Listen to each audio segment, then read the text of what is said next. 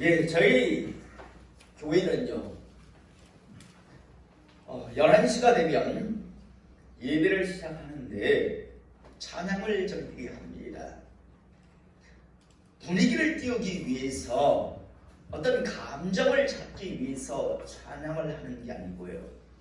찬양은 곡조 있는 기도입니다. 똑같이 이 공간 안에서 찬양이라고 하는 것을 하지만요, 어떤 사람의 찬양, 다시 말해서 곡조 있는 기도는요, 하나님 앞에 올라갑니다. 그러나 어떤 사람의 찬양, 다시 말해서 곡조 있는 기도는요, 전혀 하나님 앞에 상달되지 않습니다. 저는 여러분들이 앞으로 남은 생에 어느 곳에서 예배를 드리든간요, 찬양은 곡조 있는 기도라고 하는 사실요. 물론 어떤 사람이 작사를 하고 어떤 사람이 곡을 붙였지요. 그러나요, 그 가사와 그 곡조의 마음을 담고 싶으면 곡조 있는 기도가 됩니다. 그러나 그 깊은 의미를 알지 못하고 그저 분위기나 잡는 정도로 그렇게 생각하면요, 여러분들의 기도는요, 어쩌면 여러분들의 예배는 이미 시작부터 실패를 하고 시작하는 겁니다. 가끔씩 저희 교회도 곧 이제 아마 5월 달부터 모든 부분들이 회복이 될 것 같은데요, 가끔씩 집회 때문에 저한테 연락이 예전에 올 때가 있었습니다. 집회가 언제부터 시작됩니까? 라고 하면 묻습니다. 그래서 8시부터 시작이 됩니다. 라고 하면 찬양은 몇 분까지 합니까? 라고 저한테 물어보는 사람이 있습니다. 다시 말해서 찬양 시간은 그냥 준비하는 시간이라고 생각하는 것 같아요. 그래서 항상 그럽니다. 8시가 되면 문이 닫힙니다. 닫습니다. 목사님 뭐 어쩌고 저쩌고 이야기하면, 예, 다음에 오십시오. 다음에 정말 절실하시면 오십시오. 간절하시면 오십시오. 그런 마음으로 오셔봤자 어떤 은혜도 누리지 받지 못합니다. 다음번에 정말 간절한 마음이 생기시면 그때 저희 교회를 방문하십시오. 이번에는 오실 이유가 없을 것 같네요. 라고 그렇게 전화를 끊습니다. 많은 사람들이요, 찬양 시간을 마치 무슨 준비하는 시간, 분위기 잡는 시간, 그 정도로 생각하는데, 여러분 11시에 예배는 시작됩니다. 그리고 찬양이 시작되는데 이미 예배가 시작되는 겁니다. 가끔 우리 성도님들 중에서 거의 하지 않는데 그런 기도를 하시는 분들이 있죠. 이제 예배가 시작됩니다. 예배는 이미 시작되었는데 그런 기도를 우리 교회 성도님들은 하지 마시기 바랍니다. 이제 예배가 시작됩니다. 마칠 때까지 예배는 이미 30분 전에 이미 시작이 되었는데요. 그런데 그게 예배가 찬양, 우리의 예배의 시작은 11시 땡 하는 순간부터 시작이 됩니다. 찬양하실 때 애쓰고 힘쓰십시오. 전쟁입니다.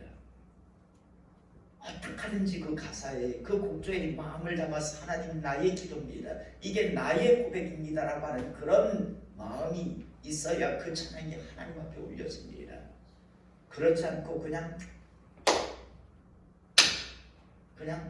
이러고 있으면요, 결국 여러분들은 이미 악한 것에 예배의 실패를 이미 하고 시작되기 때문에 죄송하지만 말씀도 안 들어갈 것이고 그냥 앉았다 가는, 다른 사람 예배 드리는 것 구경하고 가는 그런 사람에 불과할 겁니다.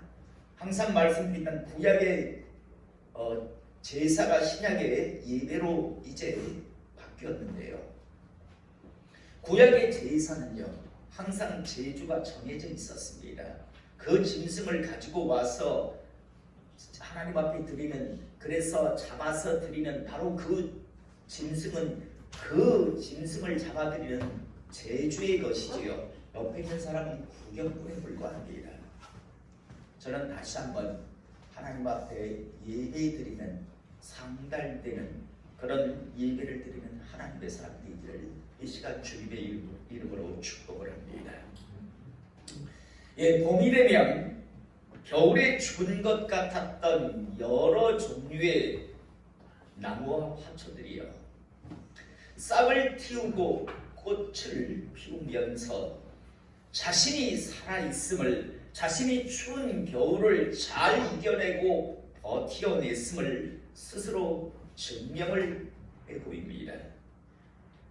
그러나 봄이 되었다고 모든 나무와 화초들이요 다 싹을 틔우고 꽃을 피우는 건 아닙니다.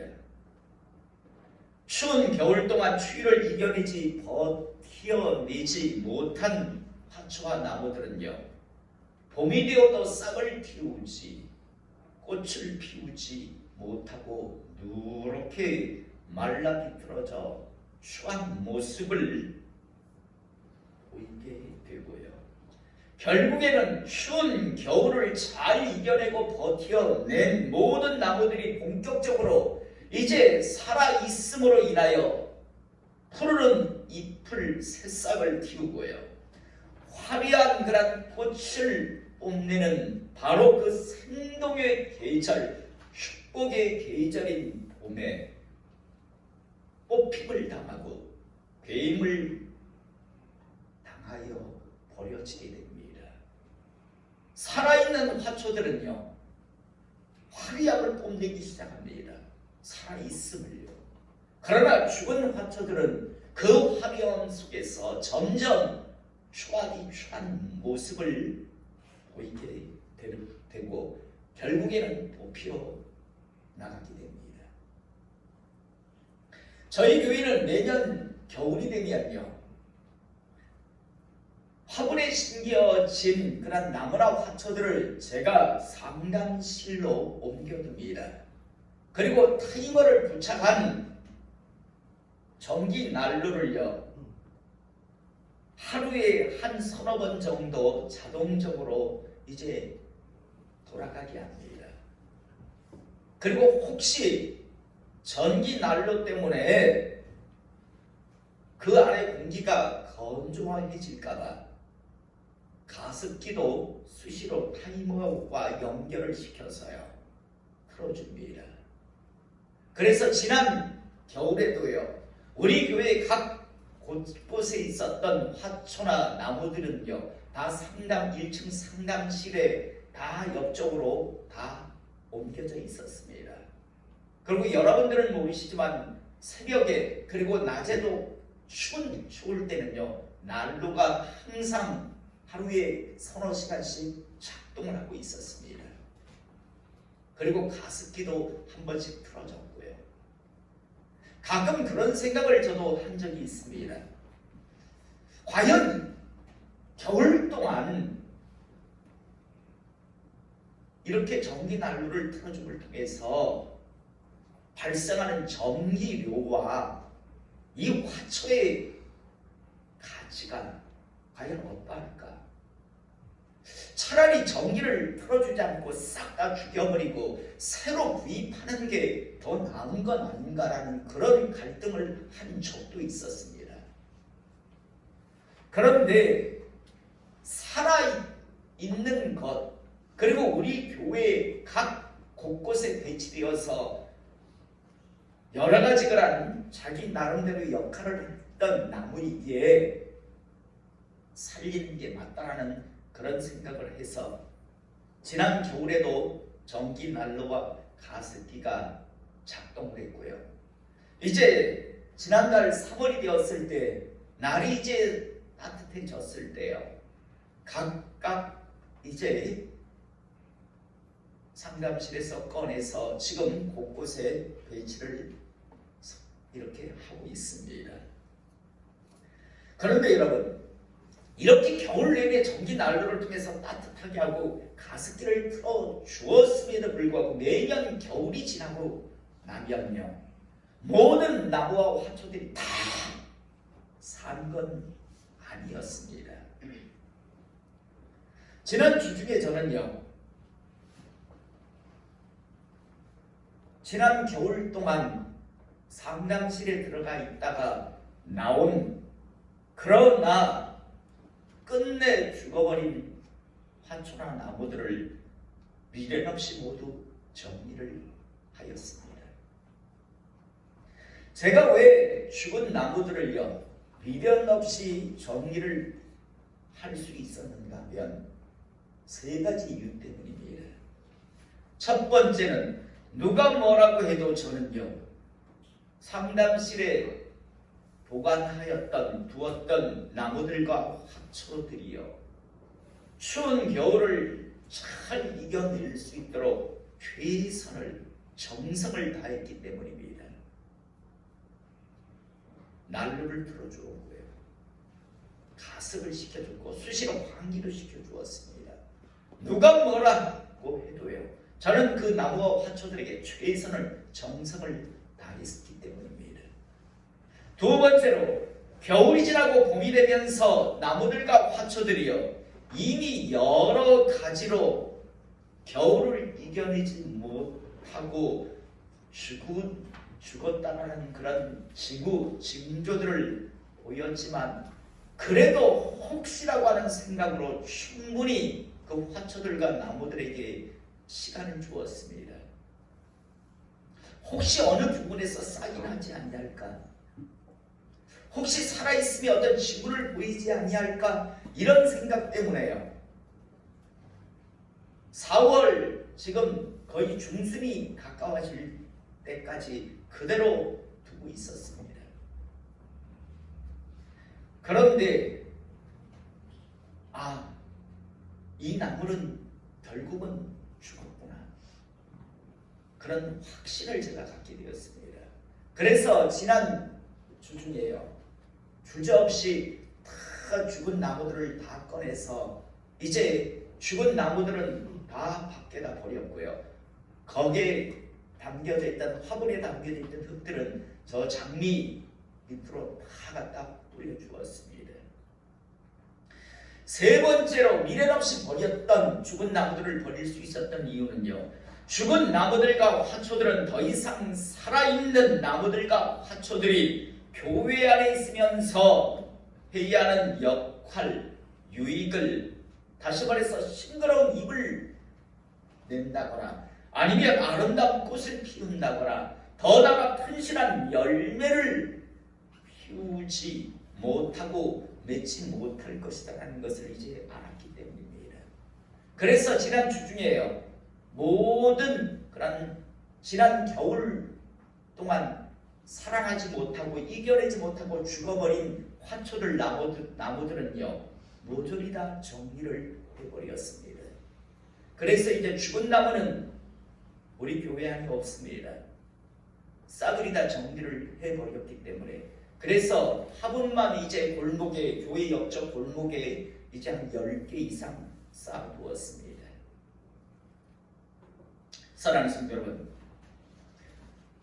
우리는 하나님의 말씀인 성경 속에서 하나님의 은혜로 부름을 받음으로 하나님으로부터 어마어마한 쓰임받을 기회, 축복의 기회를 부여받은 사람들이요 하나님의 은혜 속에서 이제 드디어 본격적으로 하나님의 일꾼으로 쓰임받을 수 있는 바로 그 시점, 나아가 하나님의 축복을 받을 그 직전이에요. 믿음 없음 때문에 하나님 말씀의 불순종함을 통해서 모든 하나님의 사람들이 다 쓰임받고 축복을 누리는 바로 그 현장에서 결국 제외되어 버리고 오히려 버려지고 비참한 종말을 맞이하는 사람들을 안타깝게 참 많이 보게 됩니다. 마치 추운 겨울을 잘 이겨낸 그런 모든 화초와 나무들이 화려한 꽃을 피우고 싹을 틔우며 자신의 살아있음을 자랑하며 이제 한 해 동안 마음껏 이제 나무로서 화초로서의 그런 역할을 시작하는 그 시점에 죽은 나무들은 바로 그 봄에 뽑혀 나가듯이요. 똑같이 하나님의 은혜와 기회를 얻었는데, 그래서 이제 본격적으로 쓰임받고 사용받고 축복받을 바로 그 시점에서요, 결국 스스로 믿음 없음을 증명해 보이기 때문에 거룩한 공동체에 있어, 아니면 그 축복에서 제외되어 버리는 사람들. 저는 오늘 이 시간 이곳에서 예배드린 우리 모든 성도님들이요, 하나님 앞에 정말 멋지게 쓰임받는 하나님의 사람 되시기를 이 시간 축복합니다. 하나님의 축복의 주인공이 되실 수 있기를 이 시간 축복합니다. 어쩌면 우리는 지금까지요, 추운 겨울과 같은 그런 시기를 보냈습니다. 약 한 2년 동안요. 교회는 마음껏 어떨 땐 예배 드릴 수도 없었고요, 하나님의 덕을, 교회의 덕을 세우기 위해서 집회가 거의 약 2년 동안 중단되었었습니다. 그리고 함께 식사의 교제도 제대로 나눌 수 없었던 시기를 지금 보내고, 곧 이제 들려오는 소식은요, 곧 모든 것들이 회복되는 바로 그 시점, 마치 겨울을 끝내고 이제 봄을 시작하는 그런 것 같은 그런 상황 속인데요, 이런 상황 속에서 우리 모두가 다 함께 하나님을 향한 경외의 신앙을 가지고 제대로 쓰임받고 더 나아가 하나님의 예비하신 축복의 주인공이 되시기를 이 시간 축복합니다. 우리는 성경을 보면 이 바로 시점, 축복받을 시점, 위대한 하나님의 일을 시작할 그 시점에서 스스로 믿음 없음 때문에 도려지는 사람을 보는데요, 예를 들자면 아간이라고 하는 사람. 여러분, 아간 집안이 죽어나갈 때 거룩한 공동체에서 뽑혀나갈 때가 언제인 줄 아십니까? 40년을 광야에서 훈련을 받고 드디어 하나님의 능력 속에 요단강을 건넜고요, 위대한 하나님의 역사하심 아래서 여리고성, 가나안 땅에서 가장 큰 성이라고 하는, 가장 완벽한 성이라고 하는 여리고성을 무너뜨린 바로 그 시점이었습니다. 이제 드디어 여리고성을 무너뜨리고 본격적으로 가나안 전쟁을 시작하는 40년을 준비하고, 이제 드디어 여리고성을 무너뜨리고 본격적으로 가나안 땅에서 이스라엘 백성들이 하나님의 일을 시작하는 바로 그 시점에서요, 모든 사람들이 그 위대하신 하나님을 찬양하며 위대한 하나님의 일을 시작하는 바로 그 시점에서 아간과 아간 집안은 나 혼자는 정도는 이 정도 춤이야 라는 하나님에 대한 두려움 없는 생각을 가지고 잘못된 행동을 하다 결국 하나님께서는 아간과 아간 집안을 반드시 도려내라, 너희 중에 있다면 너희들도 징벌의 대상이 될 테니 반드시 도려내라라고 하는, 반드시 너희들 중에서 죽이라고 하는 그런 말씀을 듣고, 결국 다른 사람의 손이 아니라 하나님의 축복을 받는, 하나님으로부터 이제 쓰임받기 시작하는 그 이스라엘 백성들 자신들의 민족들 손에 의해서 결국은 온 집안이, 심지어 짐승들까지 그 거룩한 공동체에서 죽임을 당하는 걸, 도려냄을 당하는 걸 우리는 보게 됩니다. 힘들 때, 어려울 때가 아니었습니다. 이제 드디어 멋지게 시작되는 그 시점, 그 회복의 시점, 축복의 시점에서 아간 집안은 하나님께서 반드시 제외하라고 하십니다. 또 우리가 잘 알다시피 사마리아 성이라고 하는 북이스라엘의 수도였죠. 사마리아 성에 얼마나 힘들었든지 아수르의 공격으로 인해서 자식을 잡아먹는 그런, 평소 먹지도 않는 그런 잡초인 비둘기똥이라고 하는 그런, 정말 평소에 먹지 않는 그런 열매인데 그것조차, 심지어 나귀 머리를 먹을 정도로, 평소에는 부정한 짐승이라고 나귀는 거들 뜯어보지 않았는데 나귀 머리를 먹어야 하는 정말 최고의 어려운 상황이었습니다. 그런데 하나님께서 말씀하시죠.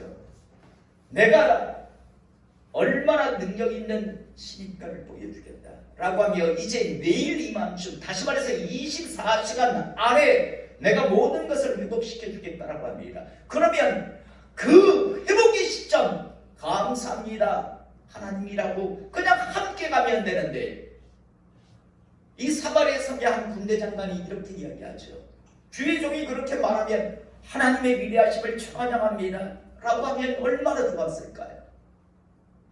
아무리 하나님인데 그게 가능하다고 지금 말을 합니까? 하나님께서 하늘에 창을 내고 거기에다 곡식을 때려 부어도 그건 불가능합니다 라고 이야기합니다. 그러자 뭐라고 합니까? 너는 다른 사람이 그 축복을 누리는 걸 네 눈으로 볼 거다. 그러나 너는 누리지 못한다. 너는 거기서 제외될 것이다. 결국 어떻게 됩니까? 그 다음날 적군이 버리고 도망간, 하나님의 역사 때문에, 두려움 때문에 그냥 불량류를 그대로 두고 다 도망가 버렸어요. 그 소식이 문둥병자를 통해서 전달이 됩니다. 사마리아 성 사람들은 나가서 그 곡식만 가져오면 배불리 먹을 수 있었습니다. 그래서 굶은 사마리아 성 사람들이 막 그 식량을 가지러 나가는데 앞에서 군대 장관이 가로막다가 그 사람들의 발에 밟혀 죽습니다. 다른 사람들은 그렇게 힘들다가 이제 드디어 하나님의 역사하심, 하나님의 축복 속에서 회복이 되는 바로 그 사람들의 발에 믿음 없는 자 사마리아 성 그 군대 장관은, 마무리 입술을 열었던 바로 그 군대 장관은 넌 못 누려 라는 하나님의 말씀을 받고, 그리고 그 말씀 그대로 그는 죽음을 당하는 걸 보게 됩니다. 회복의 순간, 축복의 순간에서 제외되고 있습니다. 또 우리가 잘 아는 가룟 유다 같은 경우에도 마찬가지죠. 여러분, 얼마나 많은 사람들이 예수님을 따랐습니까? 그런데 그 중에서도 하나님께서 밤새도록 기도하시고 나서 12명의 제자를 뽑으셨습니다. 그 중에 한 명이 유다, 가룟 유다입니다. 이제 예수님께서 이 땅에 오신 목적대로 십자가에서 대속의 사역을 감당하시고, 이후에 이제 이 12명의 사람들은 본격적으로 예수님은 메시아 그리스도 되심을, 이제 교회의 지도자가 되어서, 이제 각 리더가 되어서 하나님의 일을 감당해야 할 이제 그 시점에서 결국에는 가룟 유다는 자살로 인생을 마칩니다. 예수님은 이 땅에 대속하시기 위해 오셨어요. 여러분, 가룟 유다가 예수님을 판 게 운명이었을까요? 가룟 유다가 그러지 아니하였으면 하나님은 다른 어떤 방법으로 분명히 십자가의 대속의 길을 걸어가셨을 겁니다. 그런데 주님으로부터 어떤 말을 듣습니까? 넌 차라리 이 땅에 태어나지 않았으면 더 죽을 뻔한 인생이 이제 되었구나. 차라리 태어나지 않았으면 지옥에라도 안 가죠. 그런데 그는요, 멋지게 쓰임받을 수 있었고 천국 하나님 나라에 갈 수 있는 기회가 있었습니다. 그러함에도 불구하고 믿음 없음 때문에 자기가 믿는 신념, 위선, 가증함 때문에 결국에는 이제 이후에 베드로, 이후에 모든 하나님의 사람들이 멋지게 하나님의 일을 감당하다 하나님 나라를 향해 갈 때 그는 스스로 목매달아 죽어서 지옥으로 가버리는 걸 우리는 보게 됩니다. 멋진 위대한 일이 시작되는 그 시점에서 결국에 믿음 없는 자는 제외가 됩니다. 오늘 우리가 읽은 본문 말씀 역시도 마찬가지입니다. 아나니아와 삽비라 부부요. 여러분, 이 부부가 살아갈 때 상황이 어땠습니까? 이제 드디어 본격적으로 성령님께서 하나님의 사람들에게 기름을 부으시기라. 성령님께서 하나님의 사람들에게 임하셔서 초대교회에 이제 진정한 하나님의 사람들이 예수는 그리스도, 예수는 주라며 말이 아니라 하나님 주시는 능력과 권능으로 이제 하나님의 일을 시작할 바로 그 시점이었습니다. 바로 출발점이었습니다.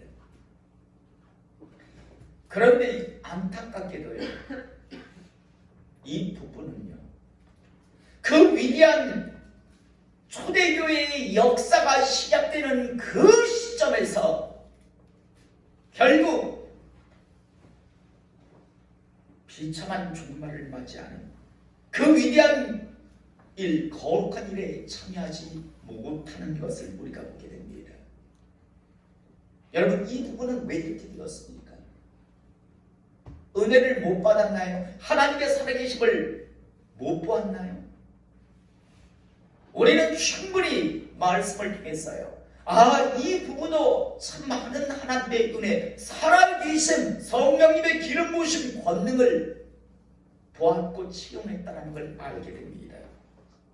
문제는요, 그 하나님으로부터 받은 그 은혜를 끝까지 지키지 못하고 믿음이, 신앙이 흔들리고 요동쳤다는 겁니다. 다시 말해서 교회 안에 계속 있겠지만 흉내만 생색만 내는 정도로 교회 안에, 믿음의 공동체 안에 머물겠다라는 그런 어리석은 생각을 했다는 겁니다. 저는 오늘 시간 우리 성도님들이 다시 한번 분명히 알기를 원합니다. 하나님은 살아계십니다. 여러분, 우리의 출생한 날을 우리는 알지 못합니다. 그러나 분명히 현실이었습니다. 지금 우리가 살아가고 있는 지금 이 삶도 현실입니다. 언젠가 우리 모두의 장례식장도 현실이 될 겁니다. 언젠가 우리 모든 사람들은요, 어느 장례식장의 영정사진으로 우리 얼굴이 반드시 걸릴 날이 현실이 될 겁니다. 나아가 천국과 지옥도 반드시 우리 현실이 될 겁니다. 여러분, 그렇게 분명한 현실이 된 그것을 알면서도요, 우리가 어설픈 종교 노름이나 하려고 한다면, 교인 놀이나 하려고 한다면, 내 생각대로 신앙생활을 하려고 한다면 그건 어리석은 사람 중에 어리석은 사람일 겁니다. 작은 불씨 하나가요, 큰 산을 보고도 태워버립니다. 작은 구멍 하나가 거대한 댐도 무너뜨립니다.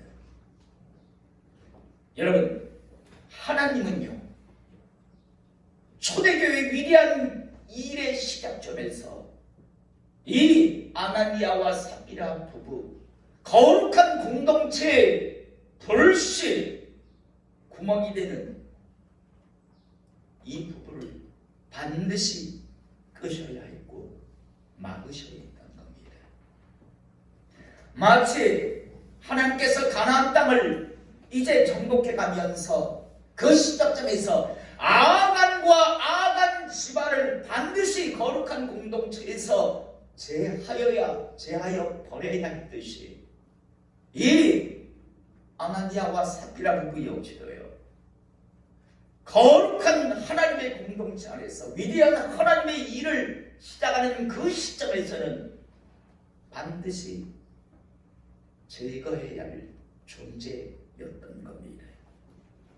저는 오늘 시간 이 예배를 통해서 잊지 않기를 시간 축복합니다. 하나님께서는 어느 때든 어느 시대이든 하나님으로부터 받은 은혜를, 말씀을 스스로 지키지 못하고 붙들지 않은 사람들을 자신의 거룩한 공동체 속에 그대로 둔 적이 없으십니다. 반드시 하나님은요, 자신의 일을 이루시기 위해서 거룩한 교회, 거룩한 공동체의 성결과 사용하심을 위해서 반드시 제하여 버리셨던 것을 우리는 성경 속에서 보게 됩니다. 더 나아가 어떤 하나님의 긍휼도 은혜도 축복도 누리지 못하게 하는 것을 우리는 보게 되는데요.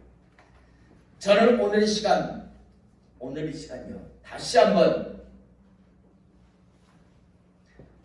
만물이 소생하는 이 봄에 살아있는 모든 나무와 화초들은 화려함을 뽐내고 자신의 살아있음을 증명하는 이 시점에서 이 봄에 죽은 나무들은 배임나가고 못 피어나간다는 사실을 꼭 기억하시기 바랍니다. 겨울날, 가을날 못 피어나가지 않는 게 아니라, 못 피어나가는 게 아니라 그 봄의 시작점에서 이제 정비가 됩니다. 마찬가지로 이제 모든 것들이 이제 새롭게 정비되고 새롭게 시작되는 이 시점, 하나님께서 쓰실 것이고 하나님께서 축복하실 것이고 하나님께서 은혜를 베푸시는 이 시점에서 결코 누려서는 받아서는 함께해서는 안 되는 사람들이라면 반드시 지금 이 시대에도 도려내십니다. 저는 언제나 항상 하나님 은혜 아래서 하나님의 인정하심을 받고 준비되어서 하나님께서 쓰실 수 있는, 축복하실 수 있는, 마음껏 지지 보증하심을 보낼 수 있는 그런 사람과 가정과 교회가 되기를 이 시간 축복합니다. 그러기 위해서 요동치지 마시고 흔들리지 마십시오. 반드시 묵묵히 인내하며 하나님만을 의지하며 살아가시기를 이 시간 축복합니다. 마지막으로 지난 주 중에 제가 목사님 몇 분과 함께 식사를 한 적이 있습니다. 그 중에 한 목사님이 이번 정필도 목사님 장례식에 참석을 했다가 왔다 참석을 했노라는 이야기를 저한테 했습니다. 많이 울었답니다. 그래서 뭘 그렇게 울 일이 있습니까? 라고 했더니 자신이 신학하던 시절에 학비가 없어서 수영료교회 당회실을 찾아갔답니다. 그리고 목사님, 제가 학비가 없습니다. 학비가 없는데 목사님 저한테 학비를 좀 대주십시오 라고 했답니다. 그런데 비서를 정필도 목사님이 비서를 불러서 학비를 주는데 절반을 딱 주시더랍니다. 그러면서 하는 말이, 모 전도사, 내가 절반을 해줄게. 절반은 하나님 앞에 기도해서 받아. 하나님으로부터 한번 받아봐. 그게 준비되는 과정이야. 라고 한 이후에 덧붙여 하는 말이, 전도사님, 앞으로 하나님의 사람으로 살아가며 반대를 믿지 마십시오. 무슨 말이냐면 앞으로 하나님의 사람은 하나님의 종이 되어야지 사람의 종이 되지 마십시오. 사람의 종이 되는 순간 버려집니다. 하나님께서 안 쓰십니다. 라는 이야기를 하더랍니다. 그런데 지금도 목회를, 저보다 연세가 많아요. 그런데 지금도 목회를 하면서 그게 생각난답니다. 그래서 이번 장례식장에 가서 참 많이 울었다는 이야기를 저한테 했습니다. 여러분, 사람 의지하지 마십시오. 사람 의지하는 순간 하나님께서 멈추십니다. 그러나 사람을 바라보고 사람을 의지하지 않고 하나님을 바라보는 순간 하나님은 우리를 돕기 시작하십니다. 항상 제가 자주 하는 말이죠. 아사왕이 고백했던, 하나님 앞에 드렸던 기도인데요. 강한 자와 약한 자 사이에 나를 도우실 분은 오직 하나님 한 분이십니다. 하나님밖에 없으십니다. 라고 했던 그 기도, 저도 가끔씩 그 아사의 그 기도를 합니다. 저는 다시 한번 남은 생에 살아가시면서 여러분들을 도우시고 여러분들을 지키실 분이 하나님밖에 없다라는 사실 꼭 기억하시고, 하나님을 바라보시며 언제나 항상 여러분들의 신앙과 믿음이 살아있고 그 살아있음 때문에 하나님께서 마음껏 쓰시고 마음껏 축복하시고 마음껏 은혜 베푸실 수 있는 사람과 가정과 교회 되기를 이 시간 주님의 이름으로 축복합니다.